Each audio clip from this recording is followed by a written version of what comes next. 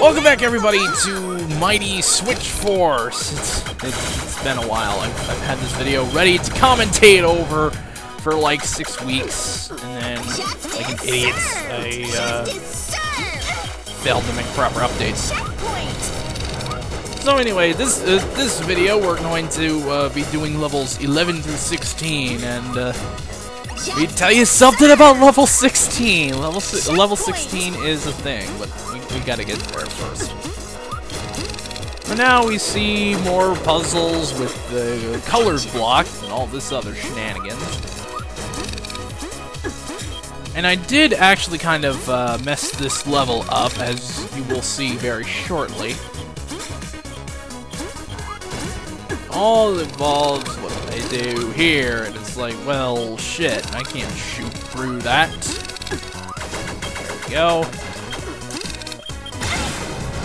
And there's 5, and then I try to go this way, and then I'm like, well, shit. Because the exit is basically what we jump through to get, to get to that there, 5th hooligan sister. But whatever, it still made it out of the power time. Which is good, I guess.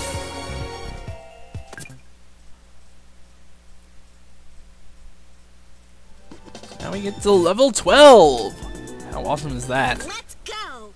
Stop! In the name of the law! You see, you're gonna start seeing a lot of these mines everywhere, where, if you run into them, they explode. But if you manage to shoot an enemy that is standing on a mine, like I just did there, the mine will explode, killing the enemy in the process if it wasn't killed by your pellet shot in the first place. That's exciting. Checkpoint! Now we have more of these situations where you got to be careful with your switch button. You can't get switch happy here. Justice served!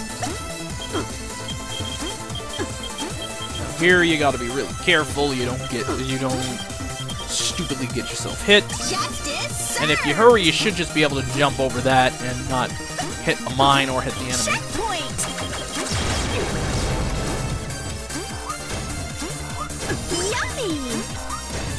Last hooligan sister in this level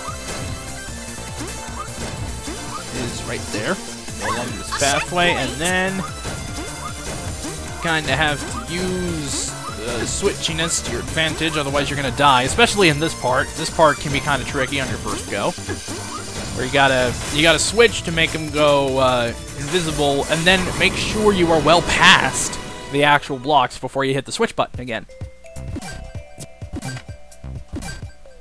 So I guess if you're not good with your hand-eye coordination, that's going to be a nightmare. And now we get to level 13. Ready! Which was when I recorded this, I had not beat the par time on this level at the point when it was recorded, so it was a new experience for me. Checkpoint! If you time your switching right and you don't get killed in the process, you can just drop straight down and you'll save like half a second. I don't know if you want world record times, I guess. Justice served! The idea is to kill each of these things because they will hound you if you, when you try to get this here hooligan sister. Now! Checkpoint! Now! Now the things with the damn launch blocks. This was... Now! The timing with these launch blocks was basically what was preventing me from getting the par time in the first place. And now you start to see you going into a series of launch blocks where if you don't hit the switch button at the correct time, you're gonna fall into a pit of spikes. That's always fun. And now this part. part, you gotta be really careful and make sure you not slam your head into the blocks that are solid before you hit the switch button again, otherwise you just lose all of your momentum and you're generally a sad person.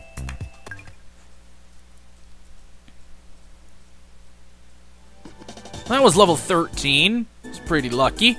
Now for level 14. Alright, this one. First gotta start off by exploding these here bombs so that you can actually reach these two hooligan sisters who are completely unfazed by these bombs. I don't think I mentioned that. You know something else I failed to mention in What Was His Face, Part 1? The guy doing the awesome soundtrack, Jake Kaufman. He's a pretty cool guy. Makes music and doesn't afraid of anything. And he's pretty awesome. And yeah, as predicted, the music is fantastic. I think I would call it MIDI-tastic, but I don't know, that's just me. We continue with this level with these fire-breathing enemies that we saw in level 11. They're like those green enemies that we kept jumping over, except now they can breathe fire.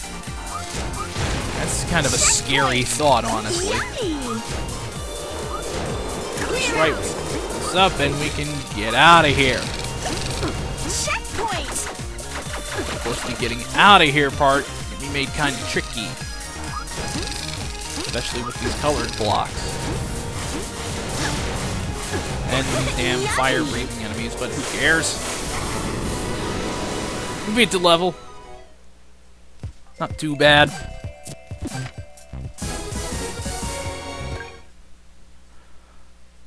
And now we have 2 levels of the original game left to go. We got level 15. Which, oh yes, I remember this one. This is a confusing maze of launch blocks, colored blocks. Generally very annoying and quite difficult to get the par time on, because you basically have to memorize every single facet of this level in order to even begin your quest for speedrun domination or whatever. Now this is kind of tricky there, because you gotta keep doing the switch here. That's annoying right there. I'm happy I managed to get that on the first go. I thought I had messed it up, which is why I paused, but I realized, hey, that wasn't a mess up at all. Right, I need to have the colored block switch the other direction so that I can actually get past here. This is basically a very symmetrical level, except for this part. We had different blocks, like in the upper half of the level, but the lower half of the level on either side is basically the same.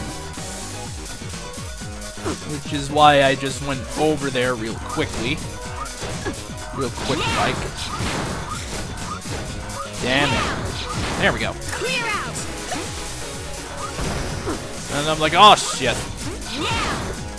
Now I have to climb up there instead of, you know, having a sort of instant win button. If only an instant win button existed. Ah, well. That's level 15 done. And now we get to my favorite level of the whole game.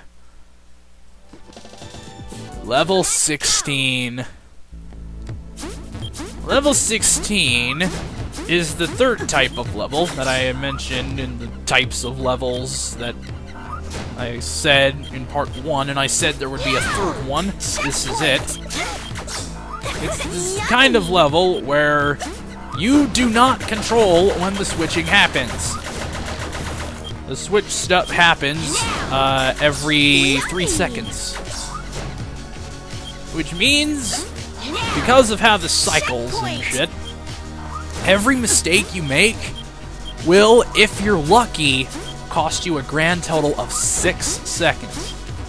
If you are unlucky, a mistake can cost you up to a minute. Very, very annoying.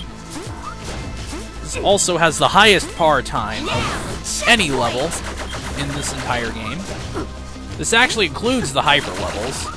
I do believe the hyper remix of this level also has a par time of 5 minutes. So, won't that be fun?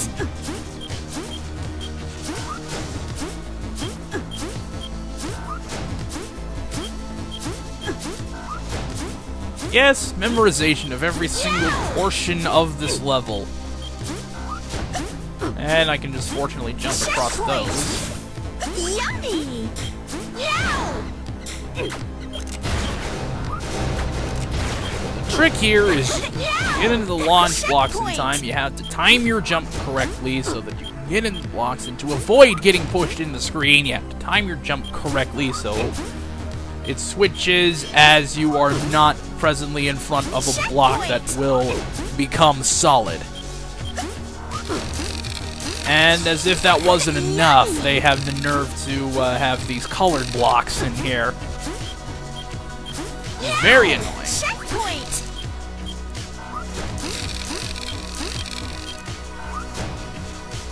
Fortunately, as I very, very quickly found out, or actually not quickly, I didn't quickly find this out, I just was trying to get through as fast as possible to see how much of a buffer I have, and honestly, this level probably has the largest buffer in terms of how much you can mess it up and still get under the par time. And as you notice, you may have noticed we have not picked up any, we've not gotten any of the hooligan sisters yet. Well, we gotta get through this freaking gauntlet here. This is just a huge gauntlet of make sure you are holding in direction when you go out of one of those things that jumps up. And that is very hard to do. And now we come up to, well, the only boss of the game. We do fight him twice in this version, so I guess that's something.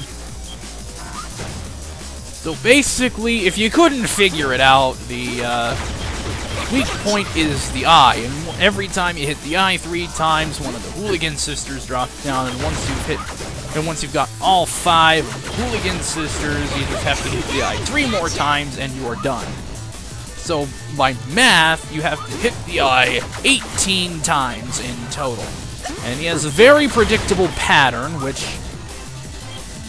I guess is fine, because we're still under the I can't control when the switching happens thing. These blocks do switch every 3 seconds.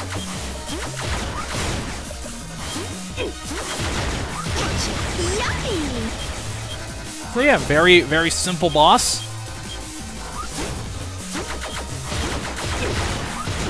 And we just gotta hit it 3 more times and we're done. Look at how much time we have until we get to the par time, just under a minute. Ah, damn it.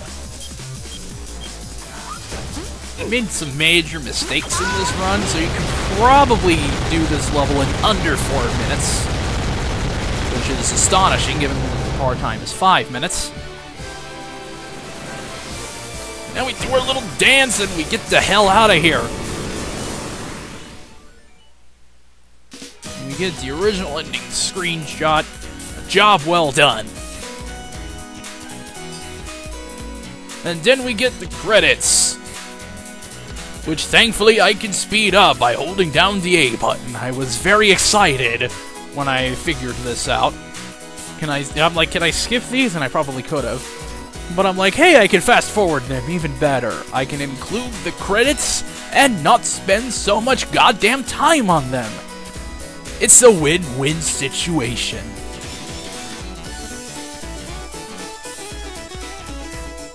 Audio guy, Jake Kaufman, he's awesome. Did I mention that? Have I mentioned that enough times? No, that is an impossible task. special thanks to all these peeps. And it is at this point, after we show this and how we did on that last level,